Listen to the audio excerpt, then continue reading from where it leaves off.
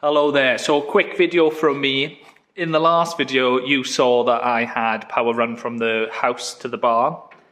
In this video I have power in the barn. Yes! So let me show you what I have run myself. So here we have the armoured cable coming in and the consumer unit. There's three circuits in that. A 6 amp, 16 amp and 32 amp breaker. The 6 amp is going to run the light in, which I haven't done yet because I need to get a cherry picker or something to get up there.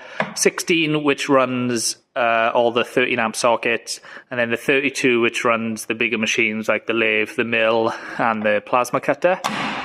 So coming out the bottom of the consumer unit, we have 16 amp stuff there, which is on a 2.5mm cable, and then 6mm cable for the 32 amp supply.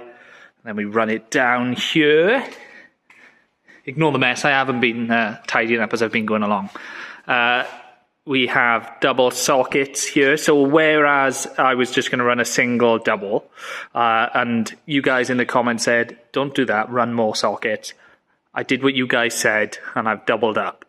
So I have 4 here, 2 of them are with USB, and then one of them runs into this, which I just run like battery chargers off.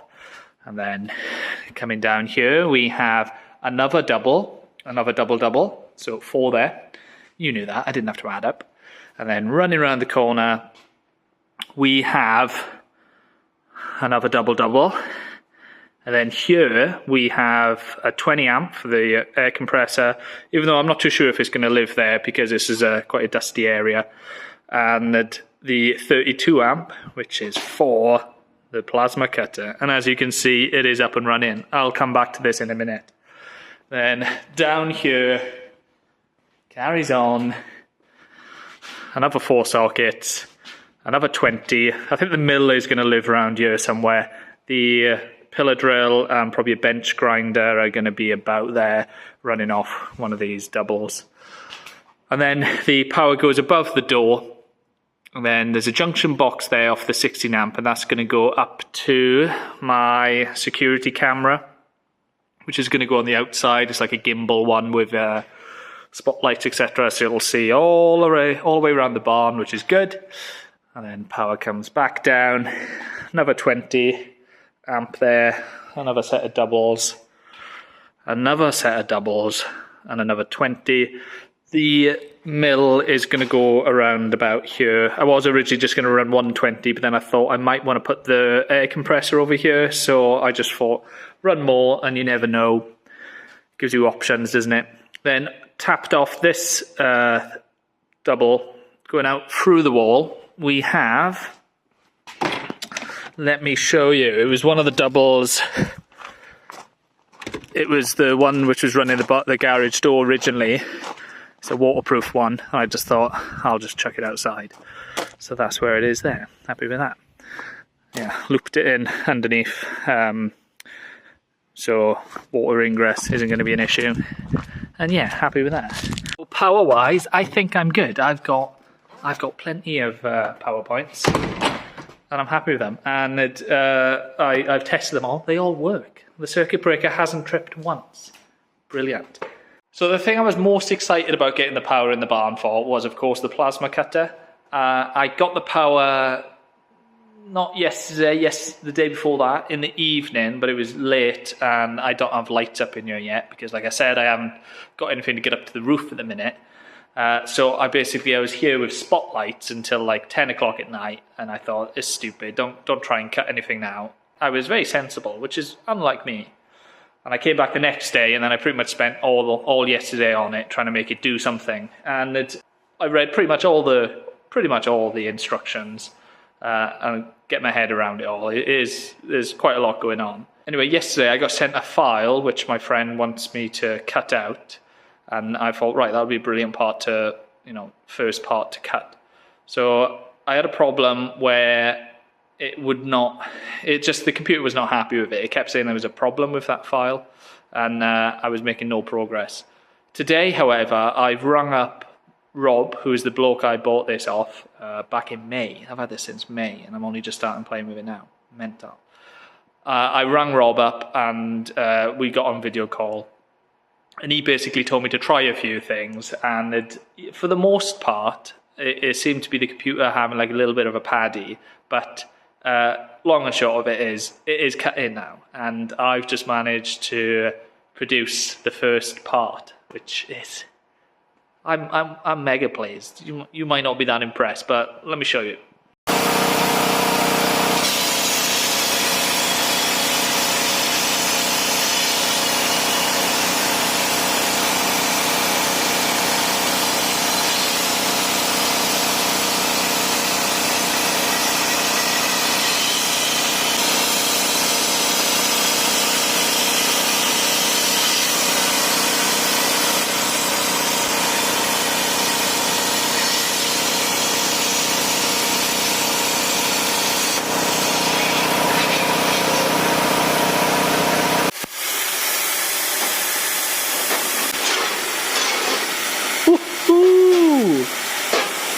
My new glasses are ready! So this is what I've cut out. It is a cup holder that I think bolts to the seat rail on a Volvo 240. My mate Sebastian wants it done in stainless, 2mm stainless, but we thought we'd try it in a bit of mild and he can just take it and try it and see how it all is, and then we can go from there. There's definitely settings and feed speeds which I need to mess with. I think most of this slag or dross or whatever people call it, I prefer the word slag, this should just chisel off most of it. But I think if you play with your feed speed, you can get it to produce less, basically.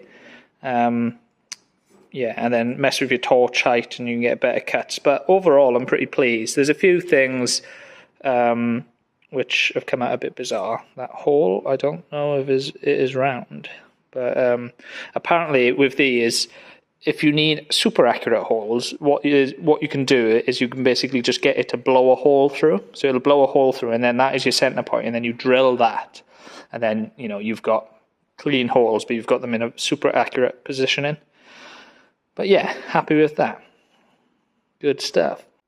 Right, we are fast losing light.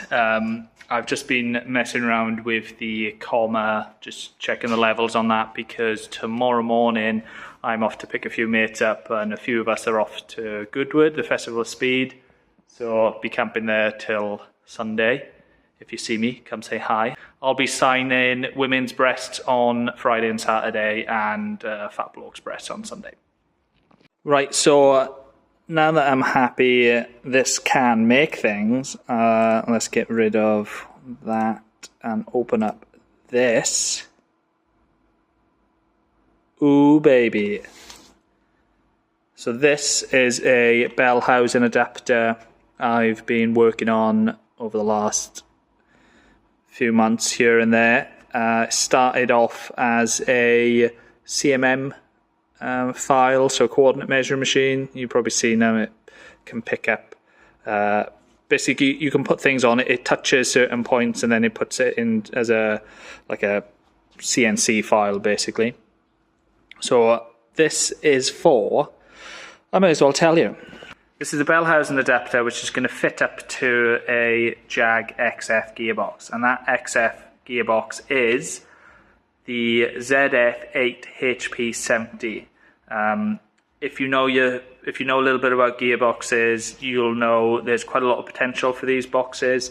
They're fitted in pretty much everything from BMW 320s, Jag XF, it's Iveco vans, Bentleys, Dodge Challengers or Chargers, all sorts in one variation or another. And there is standalone management available for them.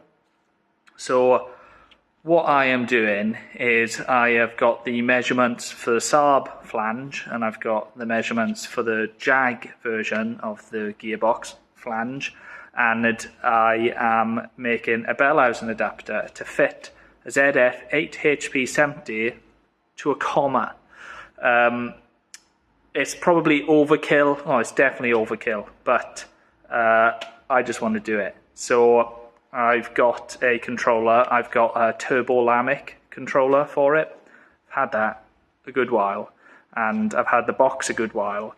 And the reason why I bought this machine was because I made up these files and I wanted a plasma cutting company to cut them for me, and they wouldn't get back to me. And I spoke to various people and they just weren't interested in doing small scale stuff like this. So I bought the machine myself, and this is why I've got it, to fit a ZF8 HP 70 behind a Saab turbo engine in the comma. Yeah, I think check out some videos of them. There's people running 1,000 horsepower behind LS engines with these boxes and these controllers. So what I'm going to do now is I'm going to chuck some mild steel, thin 1.5mm into the plasma table, and I'm going to run this file, and then I'm going to try it up against my ZF box and see if I'm close, or if I need to redo the file. But let's give it a go. Just getting it to do a bit of a dry run at the minute so the plasma cutter's off. You can see where it is.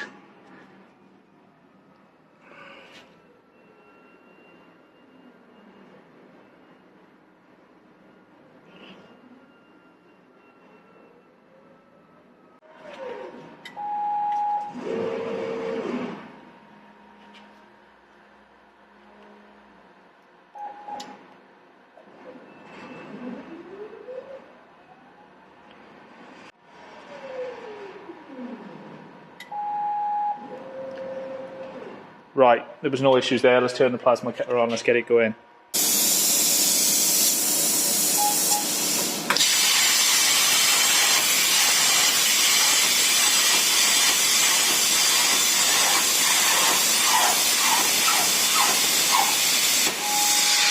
Any idea what that noise is?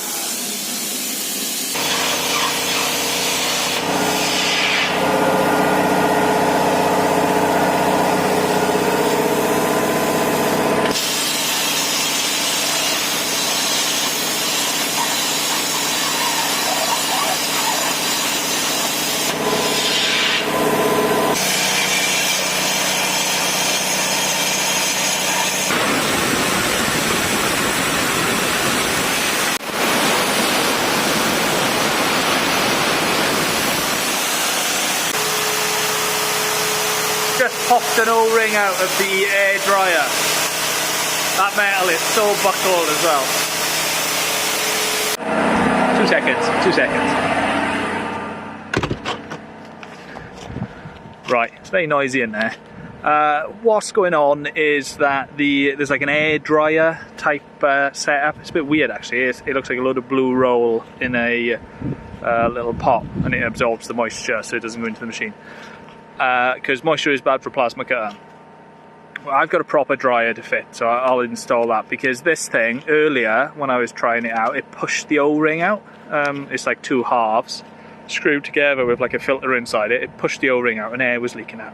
So off camera I split it down, changed the filter because the one in it was a bit minging, and then I lubricated the O-ring, put it all back together. Halfway through that job then, it's just pushed the O-ring out again, and then the machine stopped, the plasma cutter stopped, and I think maybe it doesn't have enough air maybe, and it knows that, and it tripped itself out. So what I just done there was turn the air supply off, let the compressor catch up. I'm more or less finished on that job. It looks like a piece of crap anyway, the cuts are terrible, but it'll still allow me to offer it up to the gearbox to see if the holes I've told it to cut are in the right place. So I'm going to see if I can get it to carry on where it stopped, and then hopefully it'll give me a template to offer up to the gearbox to go, you know what, I'm really close. Let's see. Really need to get some lights in here. Right. I didn't even ask you to, but it's carrying on. Right, ladies and gentlemen, get your checkbooks ready. Yeah, that was all around a bit of a disaster. I could see straight away it was kind of like crap, but I was like, just get it done. Probably too stupid to stop. I just thought this is just a template. I'll figure out settings later on. Just give me a template for now. But it was doing something weird. As it got around the top of this arc here, the torch just started diving and just going into the workpiece. And the Z-axis was reading a minus figure for some reason. I don't know why it was trying to do that. And yeah, it was going like, it was crashing into the workpiece. The O-ring popped out of that thing a couple of times. I tried resetting it. Yeah, but it's just not having it. So I'm going to ditch that and go to a normal dryer, which I've got one sat on the floor there, a water separator. So that can go. And then to finish this off, you can just do like a straight line cut. So I just said, just cut it off, that'll do, and at least I can try it, because otherwise, it's late at night, I'm going away tomorrow morning, I won't have this weekend, so this is what I've got to try, I'm going to try it now.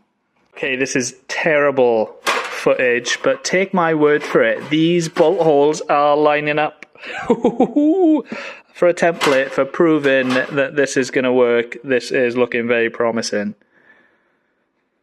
Yeah, so just so you know, that is a ZF8 HP70. And if you look, the torque converter sticks out proud of the bell housing flange.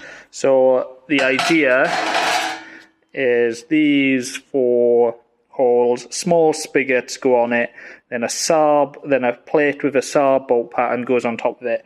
I make little spigots to get the torque converter spacing just right, and then they get welded together. That is the idea. An 8 HP70 is going into the comma, 8-speed comma, 2.3 turbo, makes sense. As you can see, it is pitch black in the barn. I'm going to call it there on this video because it's like 10:30 at night. And I've got to go pick people up early in the morning. But as you can see, I've got plenty to learn on the, Jesus Christ, it's like the Blair Witch Project. Can you see me? Can you see me now? Is that too much light? Is there too much grease on my forehead? Right, as you can see, I've got plenty to learn about this machine, but I've got it to do something, even if I've done it very badly. So, as per usual, no how-to videos coming from me. But hope you enjoyed. Catch me in the next one where I'll be hopefully progressing further with this. I probably shouldn't stack up the projects the way I do. The UAS really needs to get done. I still not got my 2-post lift here. But, you know, you don't want to hear me whinge. So, thanks for watching. Catch me in the next one.